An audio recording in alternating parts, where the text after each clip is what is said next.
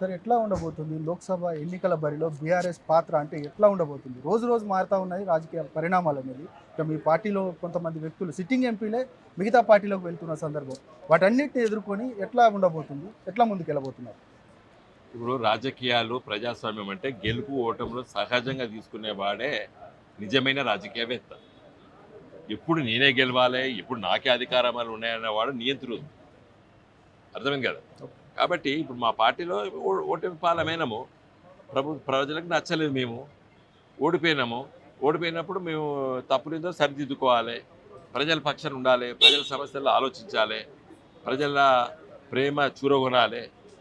అట్లుండాలి తప్ప కానీ అయ్యో పార్టీ ఓడిపోయింది కాబట్టి నేను ఇంకొక పార్టీకి పోతా అంటే అది తప్పు. సార్ అంటే ఇదే ప్రధాన ఆరోపణ వాళ్ళు చేస్తూ ఉన్నారు ఇప్పుడున్న కాంగ్రెస్ వాళ్ళు.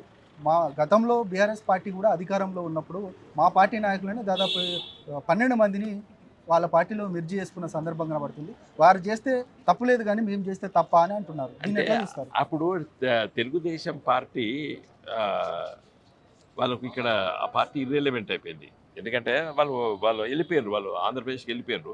కాబట్టి ఆ పార్టీలో జాయిన్ అయ్యారు. తప్పితే మేము పెద్ద ప్రోత్సహించి అట్లా ఏం లేదు. సార్ చట్టం ఏం చెప్తుంది?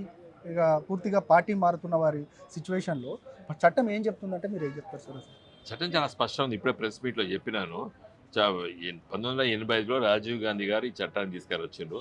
రాజ్యాంగంలో 10వ షెడ్యూల్లో దీన్ని పొందుపరచడం జరిగింది. ఒక పార్టీ అతను రాజీనామా చేసిన ఆ పార్టీ నుండి బయటికి పోయినా, లేదా పార్టీ నిర్ణయానికి వ్యతిరేకంగా ప్రవర్తించిన డిస్క్వాలిఫై అవుతారని చెప్పి పెట్టిరు. మంచి చట్టం తీసుకొచ్చిండ్రు. కానీ దాంట్లో ఉన్న లొసుగులు తీసుకొని కొంతమంది గత పార్టీలు మారుతున్నారు. ఇప్పుడు సుప్రీంకోర్టు ఫుల్ బెంచ్లో ఉంది. ఇప్పుడు స్పీకర్ గారు డిస్క్వాలిఫికేషన్ ఇవ్వాలి. అధికారంలో పార్టీ ఏం చేస్తుంది, స్పీకర్ గారు నెత్తి మీదే పెట్టేసారు ఈ పవర్. వారు ఏం చేస్తున్నారు, దాన్ని వాయిదాలు ఇస్తున్నారు, డిసిషన్ తీసుకోవడం లేదు. 2006లో టీఆర్ఎస్ పార్టీ ఎమ్మెల్యేలను రాజశేఖర రెడ్డి గారు కాంగ్రెస్లో జాయిన్ చేసుకున్నారు. ఆ పిటిషన్ ఎప్పుడు డిస్పోజ్ అయిందంటే ఇంకా 9 రేపు పొద్దున అసెంబ్లీ రద్దు అవుతుందంటే తీర్పు అయిపోతుందంటే ఆ రోజు తీర్పిచ్చిండ్రు సురేష్ రెడ్డి గారు స్పీకర్గా ఉన్నప్పుడు. ఇప్పుడు మా పార్టీ రాజ్యసభ ఎంపీ గారు. సో ఇవన్నీ లీగల్గా కొన్ని లొసుగులు ఉండేటట్టున్నది. అందుకోసం ఇప్పుడు సుప్రీంకోర్టు ఫుల్ బెంచ్ కూర్చొని తీర్పు ఇవ్వబోతున్నది. Time bound. స్పీకర్ గారు పిటిషన్ ఇస్తే వారం రోజుల 15 రోజుల పాటు ఎంక్వైరీ కంప్లీట్ చేయాలని చెప్పి బహుశా జడ్జిమెంట్ రావచ్చు అని ప్రజాస్వామ్యవాదులు ఆలోచిస్తున్నారు. సార్ మీరు ఇప్పుడు కరీంనగర్ నుండి పోటీ చేయబోతున్నారు. ఇప్పుడు ప్రస్తుతం మీకు ప్రత్యర్థిగా ఉన్న బీజేపీకి సంబంధించిన బండి సంజయ్ మాత్రం ప్రధానమైన ఆరోపణ చేస్తూ ఉన్నారు. ఆయన స్థానికుడు కాదు, అక్కడ పోటీ చేస్తే మాత్రం ఆయనకు స్థానికత లేదు కాబట్టి ఆయనను ఓడించండి అంటూ కూడా పిలిపిస్తున్నారు. దీన్ని ఎట్లా చూస్తారు మీరు? నేను పుట్టింది కరీంనగర్. బండి సంజయ్ పుట్టకముందు నేను పుట్టినా. బండి సంజయ్ పుట్టకముందు కరీంనగర్ గాడుపు నేను పిలుచుకున్నా.